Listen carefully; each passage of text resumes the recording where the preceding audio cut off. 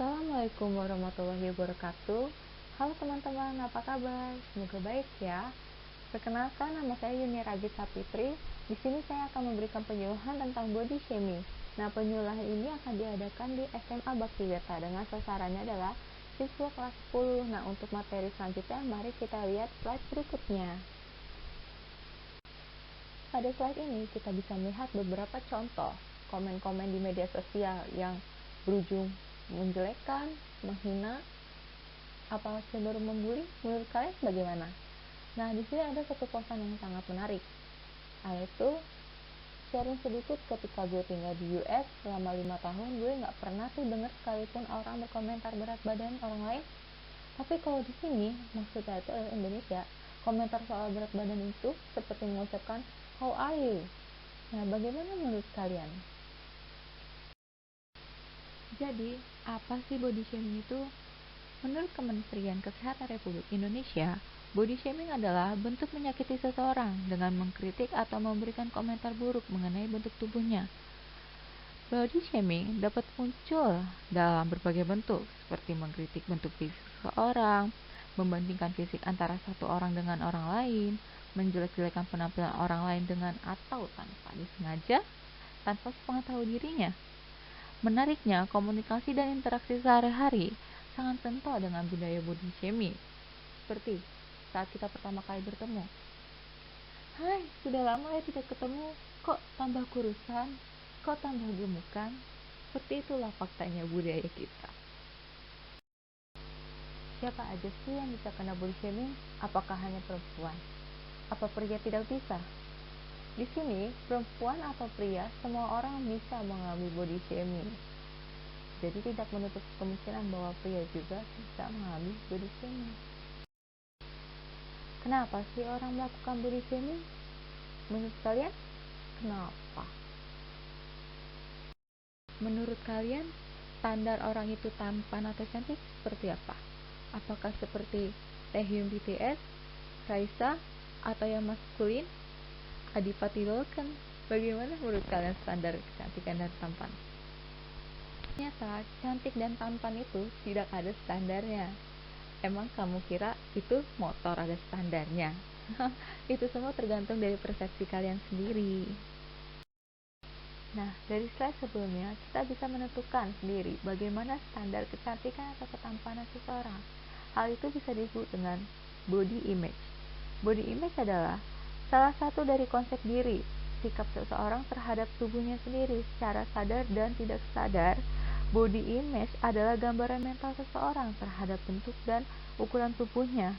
Bagaimana seseorang mempersepsikan dan memberikan penilaian atas yang dia pikirkan dan rasakan terhadap ukuran dan bentuk tubuhnya sendiri. Nah, di body image sendiri dibagi menjadi dua, yaitu body image positif dan body image negatif. Kita akan bahas yang positif.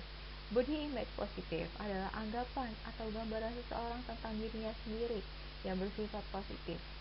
Dasar dari body image positif adalah penerimaan diri. Hal ini disebabkan orang yang memiliki body image positif berarti dapat mengenal dirinya dengan baik, sehingga dia bisa penuh percaya diri, segera bangkit dari kegagalan dan tidak larut dalam duka berkepanjangan, tidak ada hal yang tidak mungkin, optimis mengarungi kehidupan, dan lain-lainnya. Yang kedua, ada body image negatif. Body image negatif adalah gambaran serta anggapan seseorang tentang dirinya sendiri yang bersifat negatif. Body image negatif tertanam di dalam diri seorang akibat pengaruh lingkungan, orang lain, atau pengalaman masa lalunya yang membekas dalam dirinya. Nah, biasanya orang yang mengalami body image negatif ini merasa rendah diri, menganggap dirinya tidak berguna dan tidak berarti di tengah masyarakat. Merasa keberadaannya tidak dibutuhkan oleh masyarakat dan lingkungan. Dan dia memandang negatif tubuhnya dia sendiri, merasa tubuhnya tidak sempurna, tidak sama seperti yang lain. Kita masuk ke pembahasan selanjutnya, yaitu faktor yang mempengaruhi body shaming. Nah, yang pertama itu adalah individu. Kenapa individu? Jika kayak salah satu individu itu melakukan body shaming atau berkomentar jelek atau buruk ke orang lain, pasti yang lain akan ikut-ikutan. dan itu akan menjadi suatu kebiasaan, dan kebiasaan itu akan menjadi suatu budaya yang akan selalu masyarakat terapkan dalam percakapan atau mengomentari sesuatu tentang seseorang. Nah, yang selanjutnya adalah faktor orang tua. Kenapa orang tua? Secara tidak langsung orang tua sudah menanamkan tentang body shaming di kehidupan anaknya, seperti saat berbicara, "Kak, kamu kelihatan cabian ya." Nah, hal itu juga secara tidak langsung bisa menanam kepikiran anak itu. Jadi anak tersebut dapat melakukan body shaming kepada orang lain.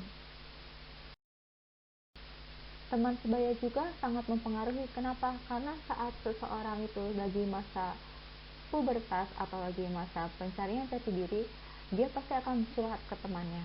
Nah, teman pun akan memberi solusi, "Oh, kamu harus kurus, coba deh beli obat diet ini." Iya, kamu gemukan." Seperti itu mempengaruhi. Maka teman sebaya itu penting sekali memahami apa bahayanya body shaming, sehingga saat ada temannya meminta tolong, jadi dia bisa menanganinya dengan baik dan mengerti solusi yang baik. Selanjutnya adalah media massa atau iklan atau majalah atau foto-foto model di Instagram itu juga mempengaruhi terjadi body shaming. Jadi seseorang menganggap orang cantik itu harus seperti yang di majalah, di foto, di iklan. Sedangkan yang kenyataan itu seorang itu tidak bisa seperti itu. Jadilah terjadi body shaming, membanding-bandingkan dengan orang lain. Jadi iklan itu mempengaruhi terjadinya body shaming. Selanjutnya adalah industrialisasi atau produk-produk langsing atau produk-produk yang dapat memacu standar kecantikan di dunia. Jadi iklan ini juga mempengaruhi seseorang. Kenapa? Karena setiap iklan itu pasti memiliki model yang cantik, bertubuh langsing atau bertubuh putih. Secara tidak langsung menanamkan standar kecantikan itu harus yang langsing, putih, dan cantik. Apakah body shaming berbahaya? Iya. Menurut Gavin tahun 2015, orang yang mempunyai perspektif negatif mengenai berat badannya memiliki kemungkinan untuk terkena penyakit diabetes, PJK, dan stroke. Bahkan itu 3 kali lebih besar dibandingkan dengan orang yang memiliki berat badan yang sama tetapi dengan positif tinggi.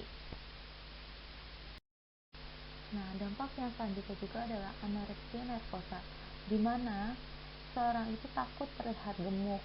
Makanya dia menahan porsi makannya sedikit mungkin dan berolahraga berlebihan.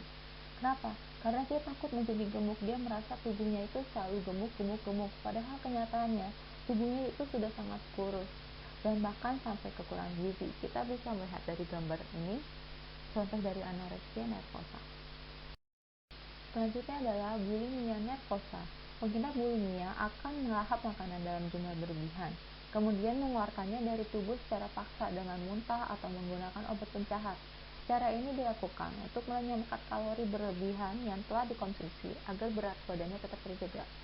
Nah, pada slide ini kita bisa lihat artis cilik timur ini siapa sih yang nggak tahu? Ya, dia Tina Tung. Dia mengaku pernah mengalami bulimia nervosa selama dia melakukan diet.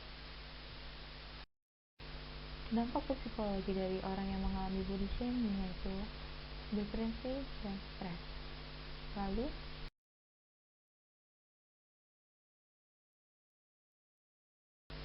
Lalu solusi apa sih yang bisa kita lakukan? Yaitu love yourself. Ada baiknya kita mulai menumbuhkan mindset untuk menerima dan mencintai diri kita sendiri, agar kita bisa menghargai diri kita sendiri. Jika kita sudah menghargai diri kita sendiri, pasti kita bisa menghargai orang lain. Lalu apalagi? Yaitu mengintrospeksi diri. Kenapa? Karena di dunia ini tidak ada yang sempurna. Kita harus mengintrospeksi diri kita sendiri. Apakah kita sudah sempurna? Mari kita berpikir. Di dunia ini nggak ada yang sempurna, betul kan? Nah, tetapi untuk menutupi ketidaksempurnaan itu, maka tunjukkanlah jati diri kalian. Tutupi dengan kekurangan itu dengan suatu kelebihan. Nah, jika kalian ingin memiliki tubuh yang baik, kita bisa mengikutinya kok dengan cara yang sehat, sesuai dengan pedoman kesehatan, yaitu dengan menilai indeks massa tubuh. Mari kita ke slide berikutnya. Nah, untuk mengetahui berat badan ideal yang harus kita punya itu, kita bisa mengukurnya dengan indeks massa tubuh, yaitu dengan rumus berat badan per kilo dibagi tinggi badan kuadran per meter. Contoh aja ya, punya aku, berat badan aku 75 kilo, dibagi tinggi badan aku 1,71 per meter, berarti 1,71 kuadran itu hasilnya 2,9241. Berarti berat badan aku 75 kilo dibagi 2,9241, hasilnya adalah 25,6. Kita lihat di slide selanjutnya. Setelah kita menghitung IMT dengan rumus tadi, kita lihat batas ambang IMT untuk Indonesia. Di sini ada kategori kurus, normal, gemuk. Nah, di sini untuk kekurangan berat badan tingkat berat itu adalah kurang dari 17,0. Sedangkan kekurangan berat badan tingkat ringan itu 17,0 sampai dengan 18,4. Sedangkan kategori normal itu antara 18,5 sampai dengan 25,0. Kategori gemuk, kelebihan berat badan tingkat ringan adalah 25,1 sampai 27,0. Jika kelebihan berat badan tingkat berat itu adalah lebih dari 27,0. Tadi aku sudah menghitung, hasilnya adalah 25,6. Berarti aku termasuk kategori kelebihan berat badan tingkat ringan. IMT saya di bawah normal atau IMT saya di atas normal. Apa yang harus dilakukan? Tenang, kalian hanya tinggal mengubah pola hidup kalian sesuai dengan pedoman gizi seimbang yang dikeluarkan oleh Kementerian Kesehatan Republik Indonesia. Nah, di program ini ada tentang isi piringku. Kalian bisa mengikuti berapa porsi-porsi makanan yang harus kalian makan dan melakukan aktivitas fisik. Jangan lupa banyak minum air putih. Lalu bagaimana untuk IMT yang kurang? Nah, untuk IMT yang kurang, kalian hanya perlu menambahkan porsi protein lebih banyak dibandingkan yang biasanya, lalu mengatur berat badan kalian, lalu hindari faktor yang mempengaruhi berat badan kalian itu malah makin turun, seperti stres, aktivitas yang terlalu berlebihan. Boleh aktivitas fisik, tapi jangan terlalu berlebihan. Bagaimana untuk yang normal? Untuk yang normal, kalian tinggal pertahankan berat badan kalian dengan menjaga pola makan sesuai dengan isi piringku.